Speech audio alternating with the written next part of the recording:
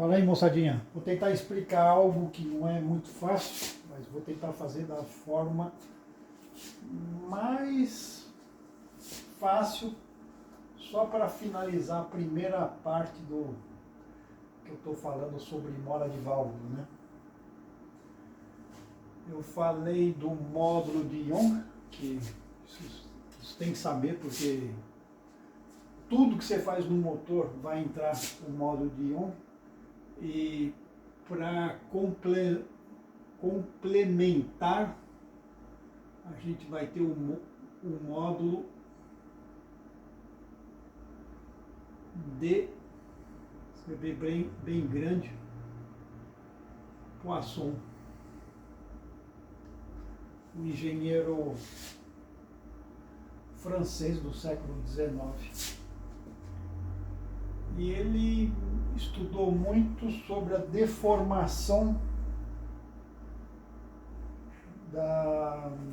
dos materiais, a deformação de uma peça.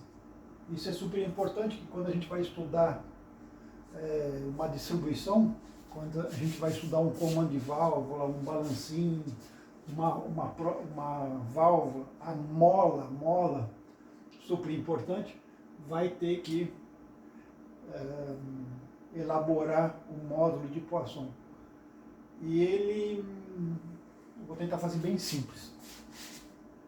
Ele diz o seguinte: vamos supor que você pega uma barra de ferro.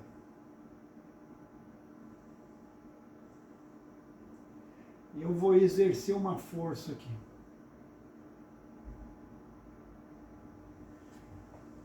Se essa força for muito baixa em relação à estrutura do material, não vai provocar nenhum problema.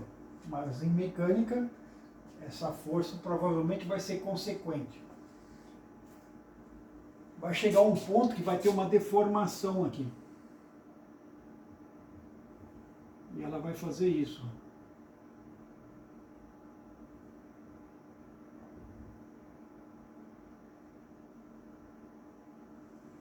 Então quer dizer que a dimensão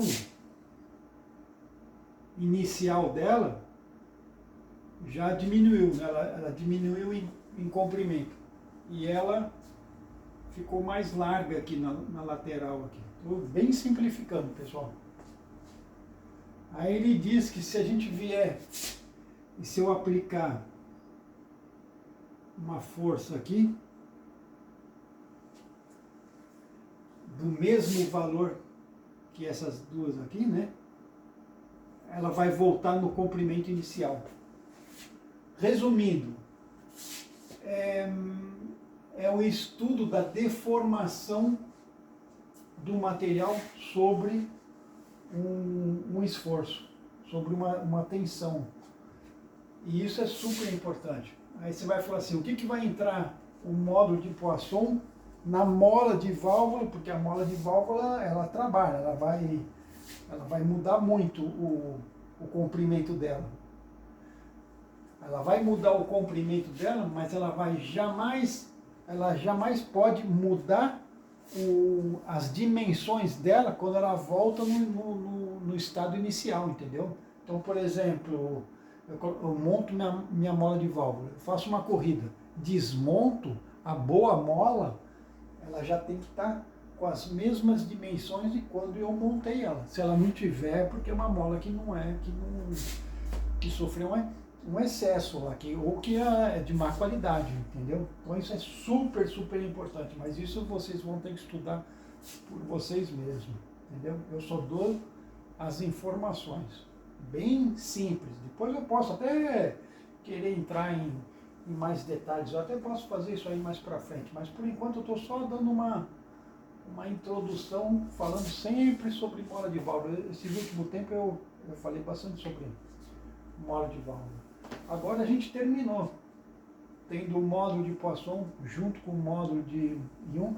Você vê que o módulo de Young e Poisson não é a mesma coisa, mas eles se completam. E na mecânica você usa em tudo que você faz. Você vai apertar um parafuso do cabeçote, o módulo de Poisson entra, o módulo de Young vai entrar. sem contar todas as outras, os outros critérios que você vai ter que ter. Isso eu estou falando quando você quer fazer um trabalho realmente muito, muito bem feito, o que faz a diferença. Como diz um amigo meu, todo trabalho muito, muito bem feito traz recompensa no final, traz mesmo, é o que faz a diferença. E pronto, agora a gente já tem tudo, a gente tem todos os elementos para a gente estudar a mola de válvula. Então essa é a primeira parte.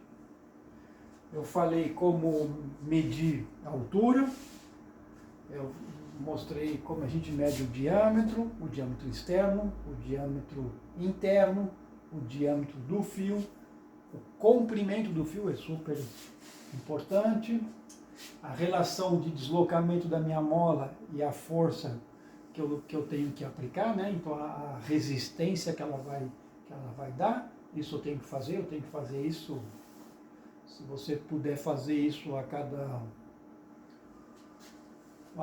Você pode começar como em meio milímetro, tá? E você vai ver que não é tão linear quanto o fabricante diz. Você vai ver que a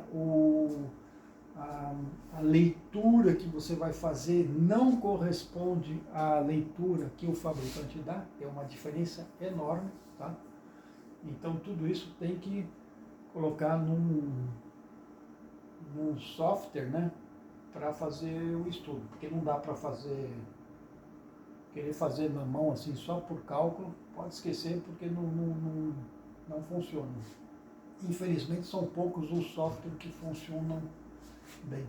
Se quiser mais para frente eu até poderia dar alguns livros que são muito, muito bons. Software não vou dar nenhum, porque não tem nenhum bom que tem os profissionais, mas aí custam um absurdo, só tem um inglês agora no momento que é muito bom. O resto é incompleto. Mas tudo bem, a gente não está lá, não está nesse nível ainda. Vamos fazer algo mais tranquilo, mas de boa qualidade, tá? Ninguém se torna um expert em motor de um dia para o outro. Isso pode esquecer, ou olhando o vídeo, isso pode esquecer. Isso não tem, ninguém tem que fazer muito motor, ele tem que estudar muito, tem que fazer, treinar e principalmente anotar e comparar, principalmente com gente que conhece. O que mais que eu posso ainda falar da mola de válvula? Agora, o próximo vídeo que eu vou fazer, eu vou falar um pouco assim sobre o perfil do comando, os dados que a gente vai obter e o que a gente pode fazer com isso. E aí é muito, muito interessante, que aí você vai ver que na maioria do caso a mola nunca consegue corresponder ao ideal que deveria ser. Mas dá para fazer um compromisso. Mas a pessoa que é o responsável do motor tem que ter consciência disso, entendeu? Porque senão não dá. Então, senão você está montando o motor nas escuras, o que é o caso de muita gente. E só para terminar esse vídeo, só queria lembrar algo que a gente não tem que comparar com isso, porque isso é um extremo. Mas é interessante em saber, eu acho que tem muita pouca gente que não se dá conta disso. Mas isso é uma realidade e isso eu queria fazer um comentário a respeito disso. Nos motores de Fórmula 1, para obter o máximo desempenho do motor em determinado regime, a distância que tem no momento do cruzamento entre a válvula de admissão e o pistão é muito pequena, tá? É realmente muito pequeno. Mas o motor de Fórmula 1 é um motor que foi feito para corrida, não é um motor de rua que foi adaptado. Então, ele tem características que são opostas ao motor que a gente está acostumado a preparar, que na maioria das pessoas vão preparar um carro de rua, né, um motor de rua que foi feito para o dia a dia, que a gente fez uma série de modificações para aumentar a potência dele. O que a gente vai fazer? A gente vai aumentar as folgas. Estou falando assim a grosso modo. Então, o virabrequim vou montar com mais folga, o mancal de biela vou montar com mais folga, motores de corrida feito para corrida, mas desse nível, não estou falando de motor de drags, porque isso aí é carro de arrancada é outra coisa. Estou falando de carro de circuito, carro que vai andar 24 horas, carro que vai andar 2 horas,